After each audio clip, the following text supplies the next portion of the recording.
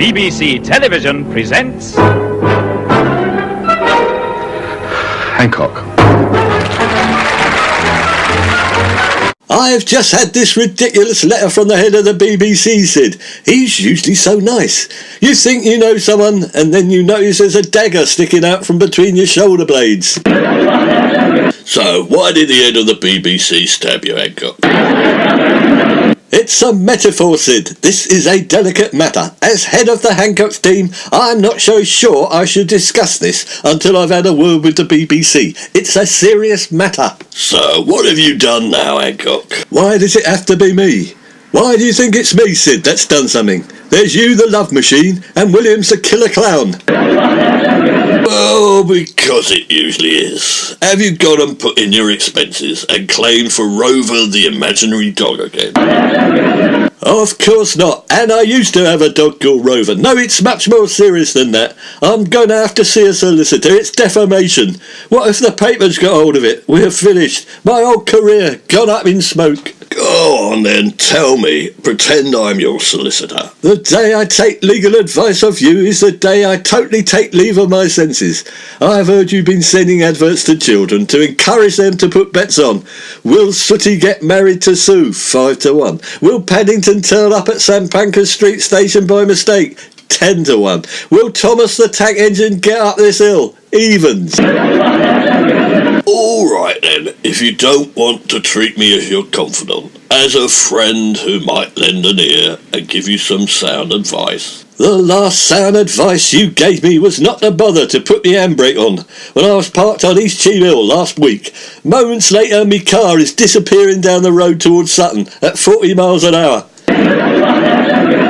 It's not my fault. I didn't know there was a strong wind blowing. Strong wind blowing? It's a flaming 1 in 6 hill. The cyclists from the Tour de France will have to get off and push.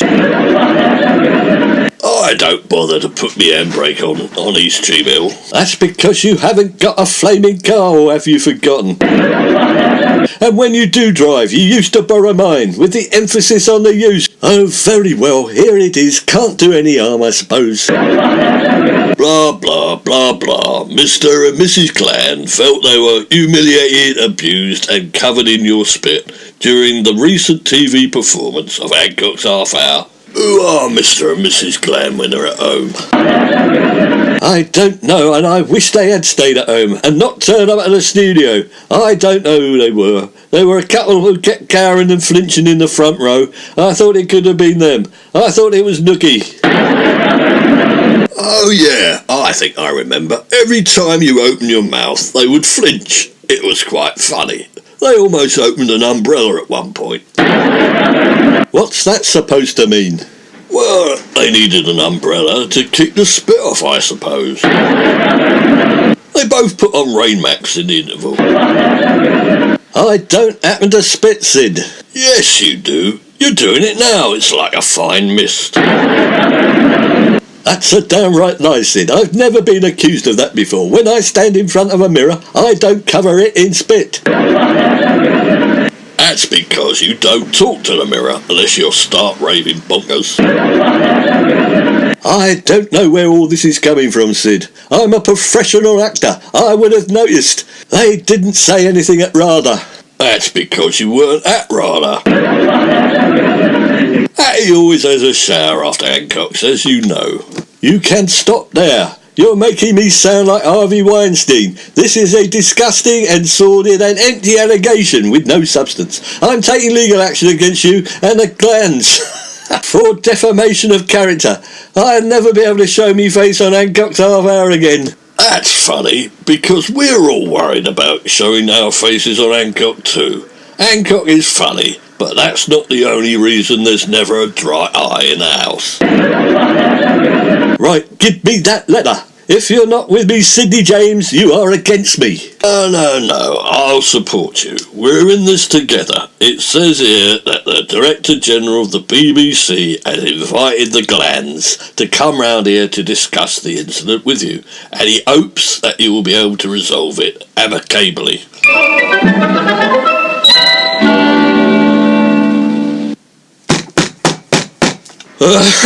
Please come in, Mr. Gland. Hello? Yes, it's Gary Gland. Oh, I'm so pleased to meet you, Mr. Hiccup. Hancock, it's Hancock. Yes, do please come in, Mr. Gland. Yes, hello, Mr. Hancock. The Director General said we should come over and tell you just how we felt about last week when we were in the audience. We got front row tickets, but we didn't half regret it. We'll sit in the gods next time. Yes, of course. Please express yourselves. Feel free. Let your frustrations flow. Oh, please, Miss Hancock, not too many F-words, because of the sprayback. I've, however, got this spit of plastic. It serves as a surgical barrier to avoid the worst of it. You're referring to my saliva, are you? Terribly sorry. I'll see that I'll suck it back in as much as possible. And yays, not too many S-words either. They're almost as bad. Oh, it's not that we don't like you, but we got a proper drenching when we came and watched Hancock. I ran out and got some wet wipes, and all me dry wipes ended up dripping wet. And I, Mr. Hancock, had to have my hair done. Here's the bill. 50 quid, that's outrageous. Well, my client denies all responsibility. He says he doesn't spit, and I've got an affidavit to that effect here. He's got dry mouth syndrome. Here's a letter from the doctors. Now, if you don't mind. Oh, it's Mr. James. Oh, funny seeing you here. Oh, you're on Hancock's. Oh, you're the grumpy one. You're not a solicitor, though, are you? Really, you're just acting. Oh, it's very good. Oh, don't get me wrong. And most importantly, you don't spit. Well, as it happens, I'm taking my solicitor's exams at this very moment, Mr. Gland, so careful what you say to the papers, that's all. Thanks very much, Sid, but it's not really helping. I thought you said you wanted me to stick up for you. Well, to put it frankly, we were so upset we would like a written apology and compensation. My wife and I feel humiliated and abused by you on account of all that gob.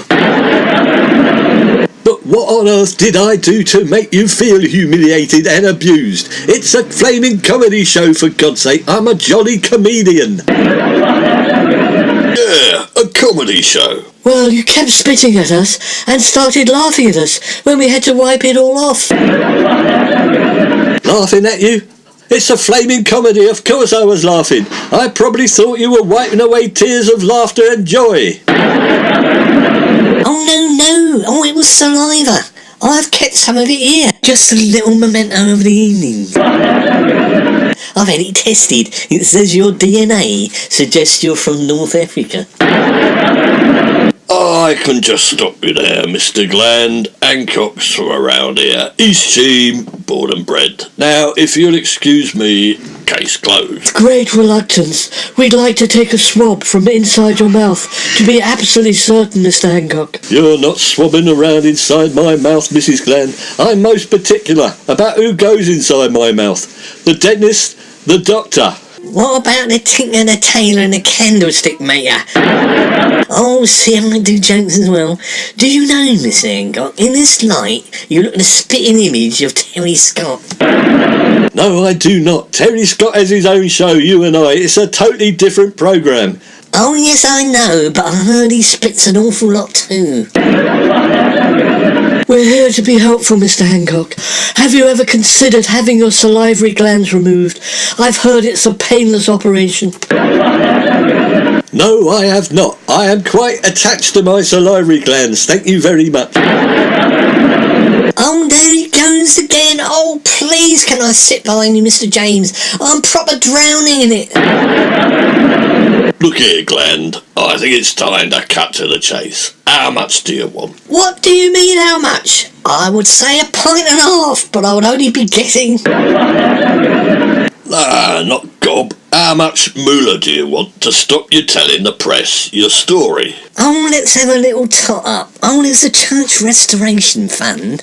Oh, and the kiddies. I would say a couple of grand should sort out the dry cleaning bills and soothe the anguish me and Mrs. Gland feel about being a victim of so much slobber. I think you've got a deal there, Mr. Gland. Write them a cheque out, Hancock. I'm not giving in to blackmail. I wouldn't be able to sleep at night, Sid, knowing that my integrity and the hero worship of my fan base is only worth £2,000. Well, make it £3,000 then, if it makes you feel any better, Mr. Hancock. What about £4,000? Sid, will you shut up? The case is closed. I would ask you to sign an affidavit to say that you will not spat on, and that you will not come within spitting distance of me again.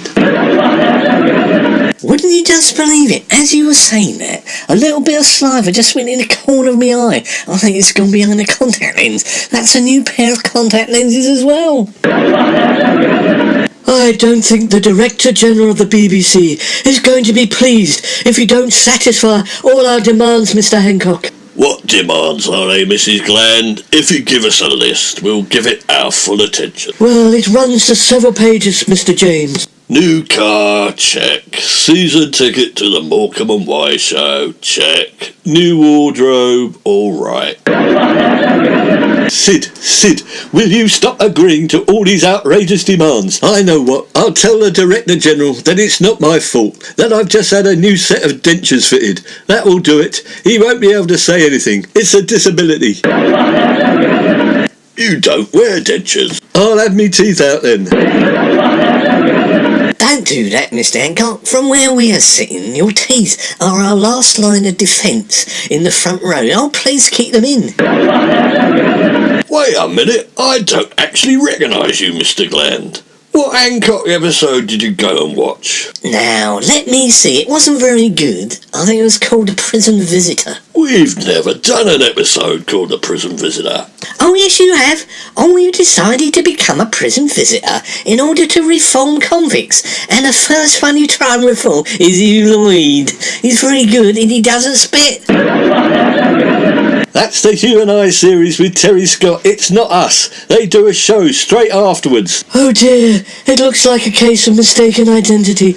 Oh, we're terribly sorry, Mr. Hancock. Silly me, I must have been blinded by the spittle. So you'll settle for £2,000 then, Mr. Gland. Will you shut up, Perry Mason?